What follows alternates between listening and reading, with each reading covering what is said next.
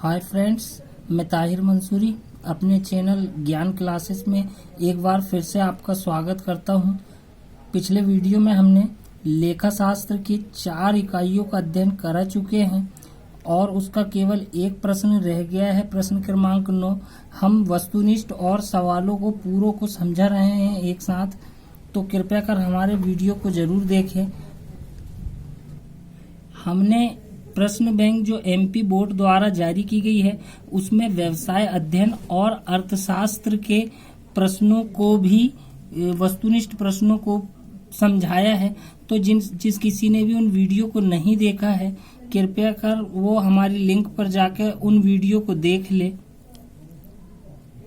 तो आइए चलो हम अपने आखिरी सवाल जो इकाई 4 का रह गया था वसूली खाता बनाने का, उसे आज हम अपने वीडियो में शुरू करते हैं। तो प्रश्न क्रमांक 9 ये लिखा हुआ है, आ और ब 3:2 के अनुपात में साझेदार है। 31 मार्च 2017 को उनका चिट्ठा निम्नानुसार है। पूंजी दी गई है चिट्ठे के अंदर 32,500 और आ की पूंजी दी है 32,500 और बाकी 11,500। लेनदार दिए हैं, संचय कोष दिया है, रोकड़ दी है और देनदार 2 तरह से दिए हैं। एक चिट्ठे के अंदर में ही दिया है 21,500 और उसके नीचे प्रावधान दिया है 500 रुपये और बाहर घटा के 21,000 आया है। तो इसे हमें कैसे सॉल्व करना है हम उसे देखेंगे। और मैंने आपको पिछले वीडियो में बताया हूँ कि 5 प्रविष्टियों को वसूली खाते में नहीं लिखा जाता है। उसमें से एक रोकड़ भी है, पूंजी खाता भी है और संचय कोष है। इन 3 चीजों की प्रविष्टियां वसूली खाते में नहीं होती है। नीचे समायोजन पढ़ना बहुत जरूरी है। तो समायोजन दिया गया है 31 मार्च 2017 को फर्म का विघटन हो गया। निम्न सूचनाओं से वसूली खाता तैयार कीजिए। इसमें पूंजी खाता बनाने को नहीं कहा गया है। पहली मत दी है, देनदारों से 5% बट्टे पर वसूली हुई है। स्टॉक से 7,000 रुपये वसूल हुए हैं। लेनदारों को पूर्ण भुगतान किया गया है। स्थायी संपत्तियों से 42,000 रुपये वसूल हुए हैं और वसूली हुए 1,500 रुपये है। तो वसूली खाते में 4 कॉलम होते हैं, विवरण राशि। पहले डेबिट की मदों को क्रेडिट में लिखा जाता है और क्रेडिट की मदों को डेबिट में लिखा जाता है। तो जैसा मैंने आप लोगों को बताया हूं कि पूंजी का लेखा वसूली खाते में नहीं होता है। लेनदार जो डेबिट में 48,000 के थे, उन्हें हमने क्रेडिट पक्ष में 48,000 रुपये लिख दिया है।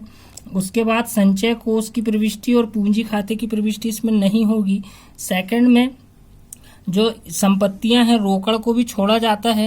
रोकड़ छोड़ने के बाद जो स्टॉक लिखा है 7,500 का, उसकी प्रविष्टि डेबिट में होगी। स्टॉक देनदार जो लिखे हैं वो देनदार जो है वो चिट्ठे के अंदर 21,500 के और नीचे प्रावधान दिया है 500 का, तो और उसे घटा के 21,000 कर दिया है। तो देनदार जो है डेबिट पक्ष में 21,500 रुपये डेबिट पक्ष में लिखेंगे और जो उसके नीचे का जो प्रावधान दिया रहता है उस प्रावधान को हमें क्रेडिट पक्ष में, केवल उसकी एंट्री एक ही बार होती है क्रेडिट पक्ष में 500 रुपये की, उसे फिर दोबारा नहीं लिखा जाता है। तो देनदार जो है वो 21,500 के लिख दिए गए हैं जो अंदर ही रहता है। फिर उसके बाद स्थायी संपत्ति जिनका पुस्तकीय मूल्य 36,500 था उसे भी लिख दिया गया है। इसके बाद नीचे जो समायोजन दिया रहता है, जो समायोजन दिया गया है, इन समायोजनों में संपत्तियों से जो वसूली होती है उसे क्रेडिट पक्ष में लिखा जाता है और दायित्वों का जो भुगतान होता है उसे हम डेबिट पक्ष की ओर रोकड़ खाते से करके लिखते हैं। तो देनदार जो है उसमें समायोजन लिखा हुआ है कि देनदारों से 5% बट्टे पर वसूली हुई है, तो 5% निकाला जाएगा। तो रफ में उसके लिए 21,500 के देनदार है जो चिट्ठे के अंदर में दिए गए थे, उनसे लिया जाता है। तो 21,500 का 5% निकाला जाएगा तो 1075 रुपये जो बट्टा है ये काट कर जो राशि प्राप्त हुई है उसे हम लिखते हैं। तो 21,500 में से 1075 रुपये घटाए तो 20,425 रुपये ये देनदारों से वसूली हुई है, 20,425 रुपये। और उसके बाद स्टॉक से 7,000 की वसूली हुई है तो स्टॉक से 7,000 की वसूली लिख दिए उसके बाद लिखा स्थायी संपत्तियों से 42,000 रुपए की वसूली हुई, तो ये स्थायी संपत्ति से 42,000 की वसूली भी लिख दी। इस प्रकार से हमने इसका टोटल मारे तो 69,425 रुपए का टोटल होता है। अब इसी प्रकार से लेनदारों को पूर्ण भुगतान हुआ लिखा गया है। तो लेनदार जो पहले 48,000 के थे वो पूर्ण भुगतान हुआ, तो उसे हम डेबिट पक्ष की ओर लिखेंगे रोकड़ खाते से, और लेनदार में 48,000 रुपए की प्रविष्टि की जाएगी। नीचे वसूली व्यय लिखे हैं 1,500 रुपए के चुकाए गए हैं। वसूली व्यय मतलब समापन व्यय होता है, तो 1,500 की प्रविष्टि इसमें की जाएगी। अब हम इसका योग करेंगे कि किस पक्ष का योग ज्यादा है। तो इसके क्रेडिट पक्ष का योग आया है 1,17,925 रुपए, और इस पक्ष का योग करेंगे तो यहाँ तक की प्रविष्टि का योग किया जाएगा, तो उसका योग आएगा 1,15,000 रुपए। ये 1,15,000 रुपए घटाए जाएंगे, तो ये यहाँ पर लाभ की स्थिति आई है।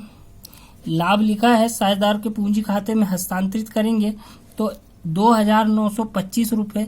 अब इनका जो अनुपात दिया गया है वो 3:2 दिया गया है, अर्थात 5 का भाग दिया जाएगा, तो एक भाग की कीमत आएगी 585 रुपए।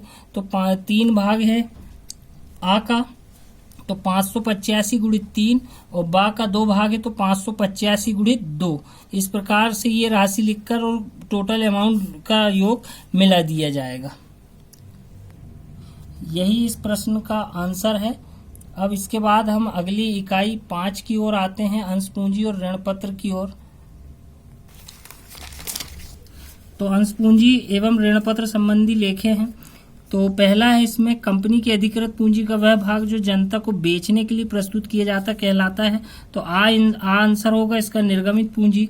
दूसरा है अवशिष्ट याचना पर सारणी ए के अनुसार ब्याज की दर होती है, तो इसका बा आंसर होगा 10% वार्षिक से। तीसरा है पूंजी का वह भाग जो केवल कंपनी के समापन के समय मांगा जाता है, तो दा आंसर होगा संचित पूंजी। चौथा है प्रतिभूति प्रीमियम होता है, तो आ आंसर होगा इसका पूंजीगत लाभ। पांचवा है अंशों के हरण पर डेबिट किया जाता है, तो अंश पूंजी खाता डेबिट किया जाता है। छठवा है ऋण पत्रों के निर्गमन पर कटौती की राशि होती है, तो ये पूंजीगत व्यय कहलाती। अगला प्रश्न क्रमांक 2 है रिक्त स्थानों की पूर्ति कीजिए। तो पहला है इसका ऋण पत्रधारी कंपनी के लेनदार होते हैं। दूसरा है ऋण पत्र ऋण का एक लिखित प्रमाण होता है। तीसरा ऋण पत्रधारियों को ऋण वापसी के लिए, आप इसे देख लेंगे लेकिन इसका आंसर संपत्तियों पर प्राथमिकता की जाती है। चौथा है ऋण पत्रधारी को मत देने का अधिकार नहीं होता है। पांचवा पूंजी संचय का उपयोग पूंजीगत हानि को अपलिखित करने के लिए किया जाता है। छठवा है कंपनी विधान द्वारा निर्मित एक कृत्रिम व्यक्ति होता है। अगला है एक वाक्य में उत्तर लिखिए। पहला है अंशधारी को जो प्रमाण पत्र दिए जाते हैं उसे क्या कहते हैं, तो अंश प्रमाण पत्र कहते हैं। दूसरा कंपनी की स्थापना करने वाले व्यक्ति क्या कहलाते हैं, तो ये प्रवर्तक कहलाते हैं। तीसरा कंपनी के आंतरिक प्रबंध से संबंधित प्रलेख को कहते हैं, इसे आप हमें कमेंट्स करके बताएंगे। चौथा है जब्त किए गए अंशों का विक्रय क्या कहलाता है, तो पुनर्निर्गमन कहलाता है। और पांचवा है अंशों के अधिकार को त्याग करना क्या कहलाता है, तो ये आप हमें कमेंट्स करेंगे। छठवां ऋण पत्र जिनमें ब्याज का पूर्ण उल्लेख नहीं होता क्या कहलाते हैं, तो अशोध ऋण पत्र इसका आंसर होगा। अगला है सत्य असत्य बताइए। तो पहला है वाहक ऋण पत्र किसी को भी हस्तांतरित किए जा सकते हैं, ये सत्य है। कूपन दर ऋण पत्रों पर ब्याज दर निर्धारित होती है, ये सत्य है। तीसरा ऋण पत्र अल्पकालीन ऋण की प्रकृति के होते हैं, ये असत्य है। चौथा अंशों को जब्त करने का आशय अंशों को निरस्त करना होता है, ये भी असत्य है। पांचवा पुनर्निर्गमन पर देय कटौती की राशि अंशहरण खाते में अंतरित की जाती है, ये सत्य है। छठवा एक कंपनी प्रविवरण जारी नहीं कर सकती, ये सत्य है। सातवां है दो याचनाओं के मध्य न्यूनतम 2 माह का समय होना चाहिए, इसमें 1 माह का रहता है, इसलिए ये असत्य कहलाएगा। ये सही जोड़ी दी गई है, कृपया कर छात्र इन जोड़ियों को देख लें और सही मिलान कर लें। और यदि मेरा वीडियो पसंद आए तो लाइक करें, शेयर जरूर करें, और अगले वीडियो में हम इसके अंश पूंजी के सवालों को हल करेंगे, तो कृपया कर आप इन वीडियो को जरूर देखें। धन्यवाद।